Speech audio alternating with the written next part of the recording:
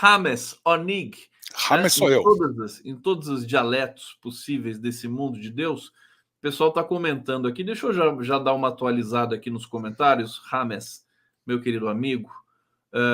Deixa eu ver aqui. Lilian Oliveira, Adriano e Conde, um forte abraço, um cheiro para vocês. E ela diz aqui ainda: olha o charme do James. Um abraço na família. Obrigado, Lili, obrigado. O James, James, eu também. O pessoal te chama mais de James, é isso? Olha, o nome Onig é o nome do meu avô, é meu segundo nome. É um nome armênio, é um nome armênio. Então, desde pequeno eu fui chamado de Onig. Mas quando eu fui para a escola, aí ficou James. Então todo mundo me conhece por James, só que na comunidade como Onig. Então quando você me chama de Onig, eu me sinto muito próximo de você. Onig, eu vou no Onig, então, porque James, daqui a pouco eu vou começar a confundir as pessoas, né? Vou chamar você na rua assim, ô James, você não vai olhar, né? Os alunos E aí brincam. a pessoa vai falar assim. Os alunos brincam direto. Onig, Onigão, meu querido amigo do Condão. O seguinte, você é nascido em São Paulo, né? Sou nascido em São Paulo. Cresceu, você tem fortes sempre. raízes, né? Muito fortes com a cidade. E com o entorno, a cidade, o estado. Eu queria que você falasse um pouco do Tarcísio, como é que está, né, em que nível está a sua decepção, se ela está equilibrada, se ela está mais para baixo. O Adriano vai acabar transformando o São Paulo no Haiti. É muito grave o que está acontecendo aqui, Conde. É gravíssimo. Primeiro, pela virulência com que a situação está colocada. Segundo, a decepção começa na eleição, quando o Estado de São Paulo e seus eleitores, uma parte deles ou a maioria deles, escolhe um forasteiro que nunca morou no Estado para governar talvez uma das máquinas econômicas mais poderosas do mundo. Um rapaz que tem como bandeira seguir os outros. É isso que o Tarcísio faz. Tarcísio não é um homem de decisões. Tarcísio é um homem de receber ordens. Ele só sabe funcionar recebendo ordens. E quando ele dá ordens, são ordens estapafúrdias, como essa das câmeras dos policiais. Eu queria chamar aos brios das famílias dos policiais. As câmeras são uma segurança para os pais, para os maridos de vocês, para as esposas de vocês. Porque eles tendo a câmera, eles vão ter toda a segurança para poder continuar trabalhando, mantendo ela sempre ligada. Os policiais não nasceram para matar, os policiais nasceram para policiar. Há uma confusão enorme que está sendo feita. E por isso mesmo eu acredito que o Tarcísio faz no estado de São Paulo é uma atrocidade política, e ele quer se candidatar a disputar com talvez o maior ícone da política brasileira, que é o presidente Lula. Conde, é uma impressão que eu tenho, para resumir o assunto. Já tentaram Amoedo, já tentaram Tarcísio, tentaram Eduardo Leite, estão tentando de tudo. E eles não estão achando caminho, porque o caminho está sendo construído em cima da democracia e das propostas que vão trazer o Brasil para um outro caminho. Aliás, a divulgação do PIB brasileiro ontem calou muitos críticos, à direita e à esquerda. Eles até mudaram de assunto, né? A direita nem falou do PIB, porque o PIB brasileiro foi um dos mais fortes do mundo. Assim, tá dando uma surra nos Estados Unidos, né? Os Estados Unidos estão lá empacados, lá com graves problemas.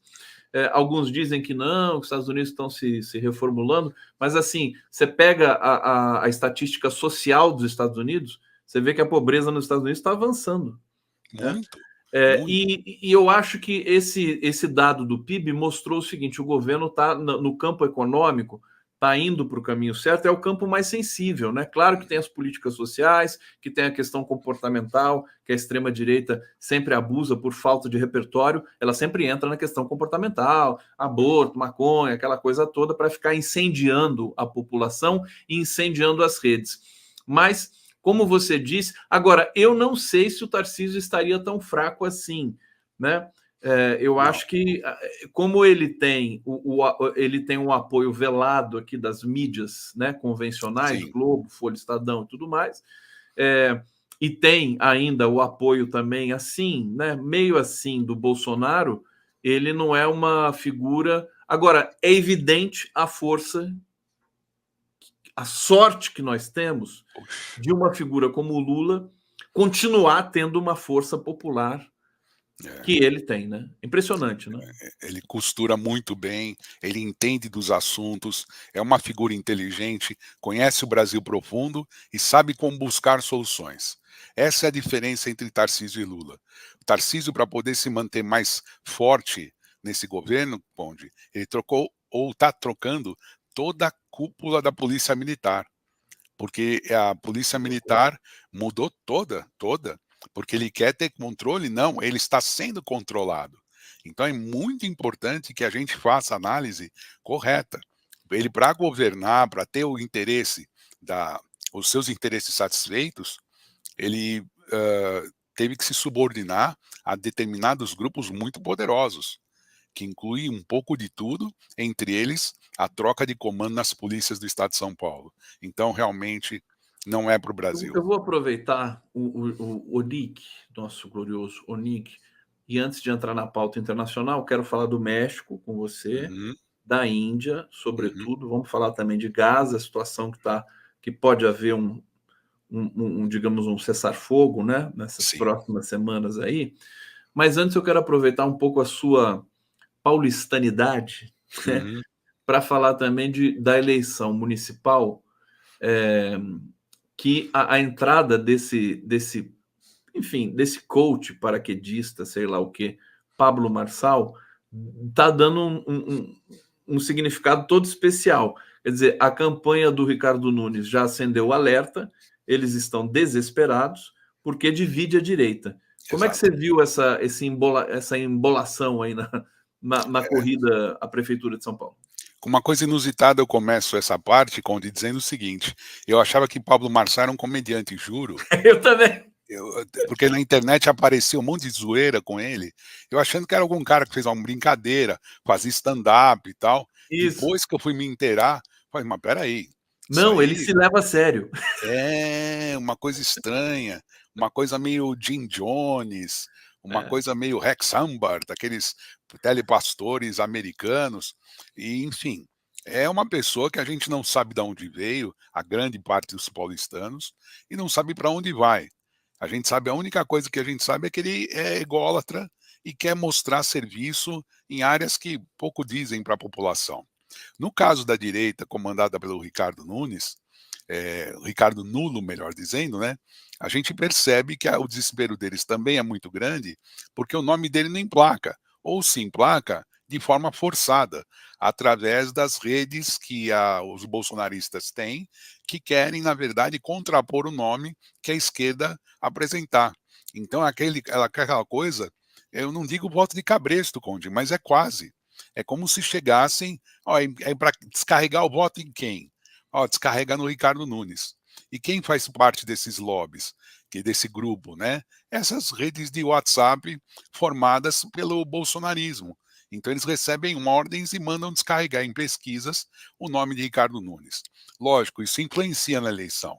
Mas se nós tivermos uma unidade forte na esquerda, nos progressistas, e conseguirmos compor, eu tenho certeza que vai ter chance enorme do Boulos ser eleito aqui na capital. O Boulos, a entrada do Marçal renovou minhas expectativas de que o Boulos possa estar mais Sem dúvida, próximo realmente de sem dúvida. ganhar.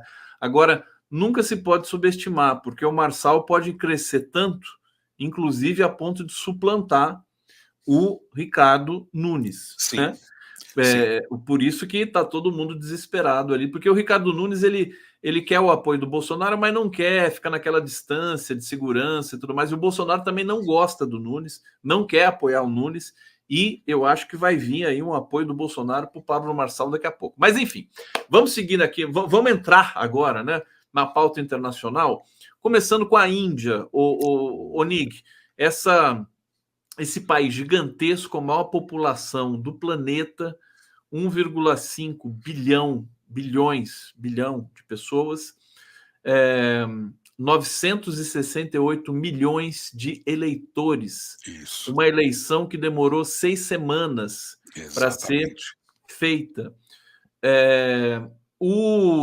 É curioso, eu queria que você traçasse um pouco um perfil, renovasse, reiterasse aqui, porque você já falou antes, do Narendra Modi, que é o presidente indiano que todo mundo associa à extrema-direita, mas que não é tão assim, né? Em função das características também da Índia, que é um É, país que tem uma pobreza ainda muito forte, tem muitos programas sociais que são feitos pelo governo. E o governo sim, de direita, né, se fosse de direita mesmo, não faria programas sociais, na minha concepção, pelo menos assim em linhas gerais. sim. E o resultado da eleição, que dá a vitória para o Narendra Modi, mas é, diminui um pouco a presença do governo no Congresso indiano. Aliás, é parlamentarismo, Narendra é primeiro-ministro, né? Sim. Então, Onig, o que você pode falar para a gente sobre isso? Conte, essa chegada do Modi ao poder em 2014, ela é reflexo de um movimento um pouco mais longo, mas não tão lá atrás. Depois da era de Indira Gandhi, quando Rajiv Gandhi, o seu filho, assume, a Índia abre as portas para realmente o liberalismo acontecer, mas sempre de forma muito lenta. Então, a Índia estaria no liberalismo num estágio sempre atrás dos outros países, por causa da forte presença do Estado. Ocorre que o Modi vem para acelerar esse processo. E o que acaba acontecendo? Em certos campos de atuação da economia indiana, e não hindu, né, gente? Indiana, o que acaba acontecendo é que a concentração de renda não consegue ser rompida. Então, o Modi aparece para manter certos grupos e castas, e aqui eu queria afastar a palavra casta da questão só religiosa. Né? A casta hoje é muito mais que isso. O Narendra Modi chega para justamente fortalecer alguns grupos e tentar resolver alguns problemas da pobreza. Ocorre que a concentração andou mais rápido do que a solução da pobreza. Então, isso explica um pouco mais a derrota ou a menor votação que o Partido Nacionalista, o Partido Nacionalista de Modi, acaba tendo. Então, o que aconteceu do ponto de vista eleitoral? Houve um renascimento do Partido do Congresso, que é o partido herdeiro de Jawaharlal Nehru, Indira Gandhi, Rajiv Gandhi. Esse partido recobra um pouco seu poder, consegue fazer uma coligação muito maior. A coligação de quase 20 partidos da oposição conseguiu ganhar em alguns lugares que não ganhava há muito tempo, e na região sul da Índia, a coligação de oposição praticamente ganhou em todas as grandes províncias. Então o Modi sentiu a pancada, mas ele sentiu mais ainda, Conde, justamente porque há uns 6 meses atrás ele disse que ia fazer barba, cabelo e bigode, que ia ser muito fácil a vitória. E como ele usa de um discurso muitas vezes dualista, ele fala por metáforas e fala com o hinduísmo, muitos analistas dizem que ele é muito pró-hindu, que ele virou um cara muito mais ligado ao hinduísmo, muito mais ligado às facções religiosas mais radicais, e isso criou uma certa barreira em parte do eleitorado indiano, que também tem as suas religiões, as suas castas e seitas, mas não é tão fanático quanto o grupo que cerca Narendra Modi. Então, os grupos que cercam ele são extremamente religiosos e, por consequência, acabaram fazendo atos de perseguição a muçulmanos e até cristãos na Índia, gerando então uma preocupação com o futuro da democracia no país. Como é que você vê o Narendra Modi na cena internacional? Eu sempre que vejo ele, eu acho que ele está bem na fotografia, vejo que ele Sim, tem assim respeito dos pares, tudo mais. Você acha que ele é habilidoso? Você acha muito. que ou não? Não, ele é Como é que você vê? muito habilidoso, porque ele fica no fio da meada entre a forte influência do capital ocidental e a questão do sul global. Ele sabe equilibrar essa relação.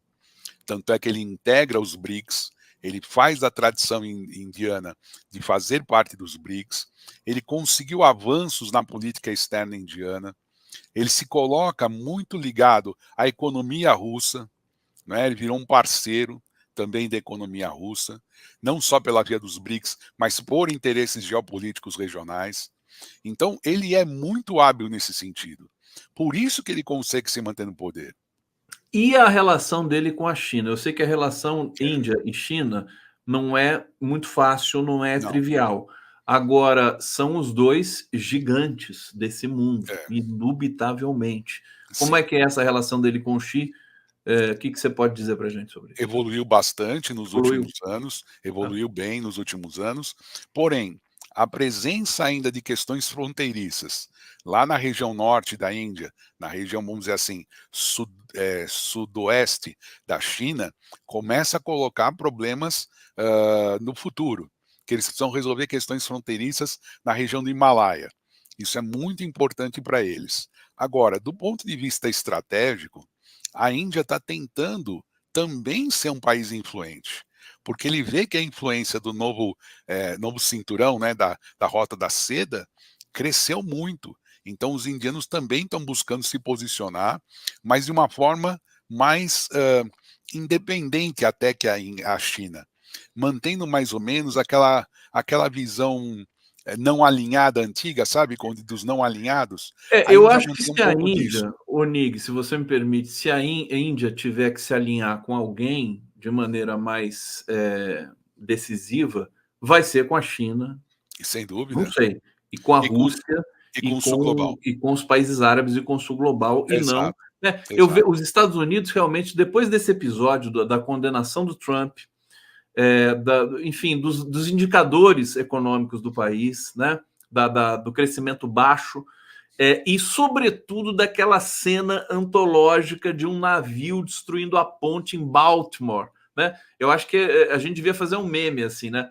O navio destruindo a ponte em Baltimore, que é um escândalo, enfim, de desorganização, né? De desespero, botando assim, Estados Unidos, né? E aí bota uma foto de Xangai e fala assim, China, né? Para você ver só a Exato, diferença do que patamar em que estão os países. exato. Eu acho que os Estados Unidos agora afunilou o seu afundamento. Eu estou sendo É. otimista demais? Não, não, você está sendo bastante realista. O que aconteceu é o seguinte, com essa posição, não que os Estados Unidos perdem influência, está longe disso, mas, para sorte do sul global, sorte que eu digo, é o trabalho do sul global, né, os laços entre países do sul global são muito fortes.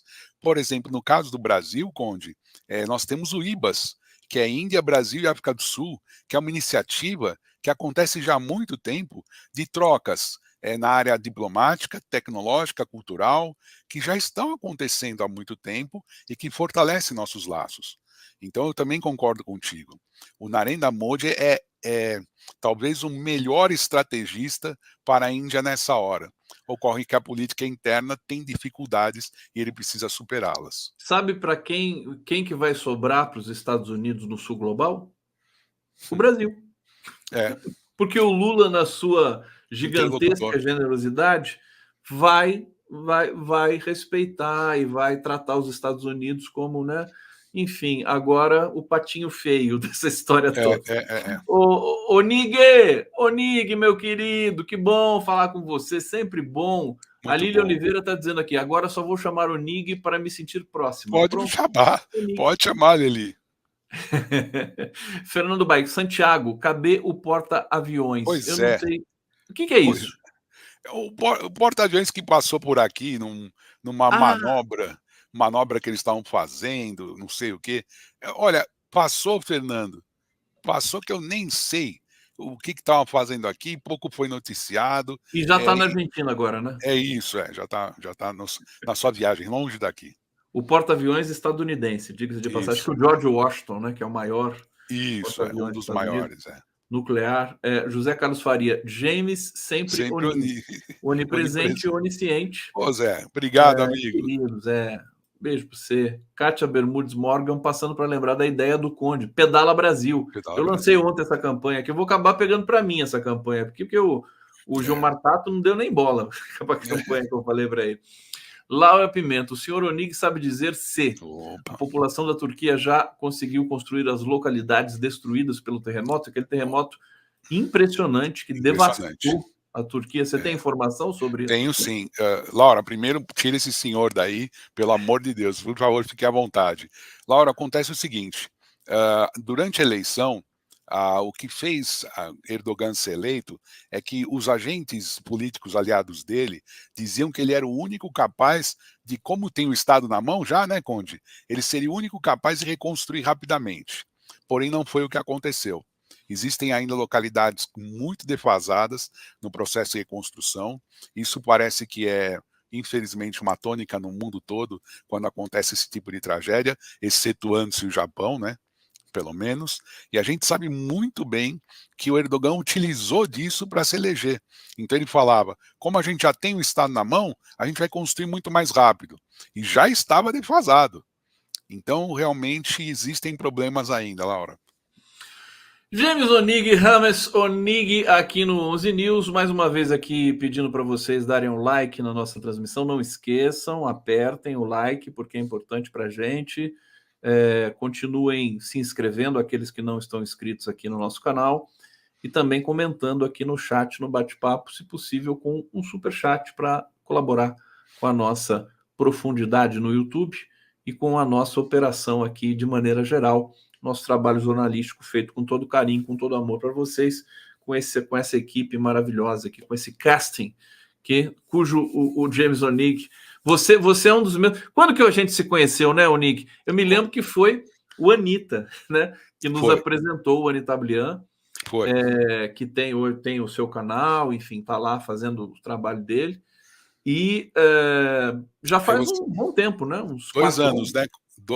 2 para 3 anos. 2 para 3? Exatamente. Eu te conheci. Eu não conto mais o tempo, eu não consigo mais contar. Eu comecei a acompanhar a mídia independente, Conde, a partir de 2015, logo depois do golpe, né? Eu tenho uma militância política já bastante antiga, mas a participação mesmo, ela se dá quando eu saio da sala de aula, né?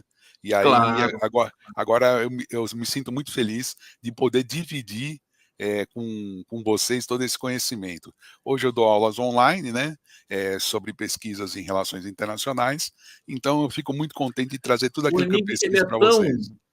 Ele é tão doce, né? É Imagina. um gentleman, que nem se ele fosse o mais revoltado dos rebeldes, ele iria aparecer assim uma figura, né, radical, né? Você ia continuar, você vai levar... É o Onig Paz e Amor. Sempre, sempre Paz e foi. Amor.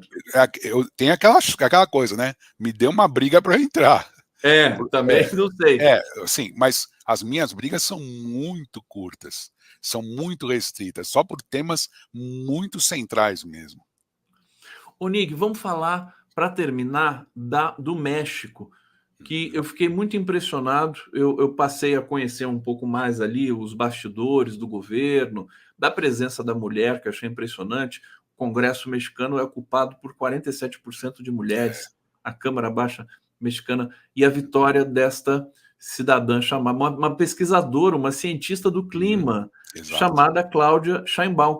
Eu acho que ela vai abalar as estruturas no cenário internacional, porque assim, o currículo dela é uma coisa muito chamativa, muito, né, tá muito presente, é muito contemporâneo, Sim. né? A questão do clima, a questão da mulher e a visão dela de Estado. Então, o que você pode dizer para a gente dessa vitória no México da esquerda? Exato. O movimento progressista mexicano logrou aí nos últimos anos um avanço, Conde, incomparável. Incomparável, e eu exagerando aqui, pedindo licença para a nossa audiência, que eu já me sinto em casa, vou dar uma exagerada de James aqui. Eles enterraram os partidos tradicionais. O PRI foi massacrado, colocado em posição regional, outros partidos também, e esse movimento Morena, que se fortaleceu nos últimos 10 anos, esse movimento conseguiu realmente transformar a vida institucional mexicana, mesclando um pouco das necessidades sociais e regionais de cada torrão do território mexicano, com também um discurso extremamente soberanista, autonomista, e por vezes, aqui falando como professor agora, a gente tem que dizer que López Obrador foi um nacionalista. Mas existem críticas também que a gente tem que fazer, porque López Obrador conseguiu utilizar questões internacionais para tentar fazer mudanças internas. Um exemplo que a gente precisa deixar bem claro é que ele negociou com os Estados Unidos o controle da fronteira. E esse controle da fronteira trouxe, sim, uma certa militarização para dentro do México, fora as questões de segurança, mas trouxe, sim, uma militarização, atendendo aos interesses dos Estados Unidos em troca de benesses econômicas. Uma coisa que o pessoal às vezes esquece, Conde, e precisamos deixar muito claro, é que o México é o maior parceiro comercial dos Estados Unidos. É maior que a China. É? É maior que a China. É incrível Nossa. isso, né? Então, E como é que é a balança? A balança, olha, evidentemente, é pró-Estados Unidos, ou não? não, tá bem equilibrado, e às vezes é É equilibrado? pró-México. É pró-México. Eu tô arriscando dizer a você que de cabeça, assim, como diria antigamente, de cabeça, tentar lembrar de cabeça, quase 70% do que se consome nos Estados Unidos é feito no México. E os outros 30% na China, do grande escopo. Então, o México Impressionante. é impressionante. Em 2023, o México deu um salto nisso. Então, todas essas benesses da produção, que está muito concentrada hoje no norte, sabe, Conde? Naquela região, acho que você lembra, das antigas maquiladoras, as fábricas americanas, bem perto da fronteira. Elas são americanas, mas estão em território mexicano e vinham explorar a mão de obra barata mexicana. Olha o que é interessante, o López Obrador fez com que essas fábricas também fossem respeitadas, os seus trabalhadores e trabalhadoras, nas questões de direito social. Então, teve muita greve, teve muito movimento. Então, os americanos começaram a aprender com o México, começaram a entender como é que funciona essa história de capital e trabalho, pelo menos nessa região norte das maquiladoras. Eles produzem muito, é uma riqueza enorme. E os programas sociais atingem, os menores programas sociais mexicanos atingem 30 milhões de pessoas, Conde. E os maiores programas sociais chegam a atingir 50 milhões de pessoas. O Saúde, México, educação. eu vi que o número de eleitores é muito parecido com o brasileiro, Sim, mas a população geral, o Brasil tem 200 milhões, o México tem 140 isso, milhões de habitantes, salvo engano, significa que a população do México é mais velha que a brasileira, né? isso. É um pouquinho mais, É um mais pouquinho velha mais que a velha, brasileira. né? Depois eu É, vou conferir isso aí. Olha, tem muita coisa, a gente precisa fazer um programa especial sobre o México. Acho que o México é muito vale, subnotificado no Brasil, né? vale. É um país que tem muita identidade com o Brasil em todos os sentidos, e acho que a gente precisa explorar mais isso. E agora, as duas maiores economias da América Latina são duas economias de esquerda, né? Quer dizer, são dois Sim, países, então, nitidamente alinhados. Talvez o Brasil um pouco menos, né? Porque o é, Lula, tem que fazer a coalizão. Cláudia Sheinbaum vai ter maioria qualificada É, na Câmara. e mandato de 6 anos. Pois é uma coisa impressionante. Ô, Nig, estamos chegando no final, infelizmente. Deixa eu trazer comentário aqui da Elizabeth Belizio. Ela está dizendo boa tarde, ô, Nig. E os discursos supremacistas e as Sim, promessas de limpeza étnica que o próprio MOD fez e é, impedir minorias de votar. sim, Não vai dar para discutir isso hoje, querida Elizabeth, mas a gente vai voltar nesse tema aqui com que é muito certeza, ela está importante. certa. Muito interessante. Conceição Ribeiro, 11 News, sempre excelente. Obrigada. Um beijo para Conceição Obrigado, Ribeiro. Conceição. E o José Carlos Faria. Brizola criou o termo socialismo moreno. Será que ele previu o surgimento do Morena no México, que é o partido Oh, com do certeza. Obrador, né? Ele está dando risada aqui. Bacana, é bonito o nome do partido. É, E o João Amorim, que estava conosco aqui uhum, até ontem, na verdade, que ele veio aqui, ele exato. está dizendo aqui, está mandando um abraço para você, Obrigado. e está dizendo o seguinte: o porta-aviões está em exercícios na costa da Argentina. Olá. Porta-aviões americano. Milley foi a Washington. Dias depois anunciou a instalação de 2 bases militares nos Estados Unidos e na Patagônia Argentina. Tio Sam se instalando no Atlântico Sul e assegurando acesso ao lítio argentino. Não sei quem me falou ontem, se eu vi um post no Twitter assim: o Milley está instalando os Estados Unidos, 2 bases dos Estados Unidos na Argentina. E depois para tirar? Não sai. Não vai sair. Não vai sair. Problemático.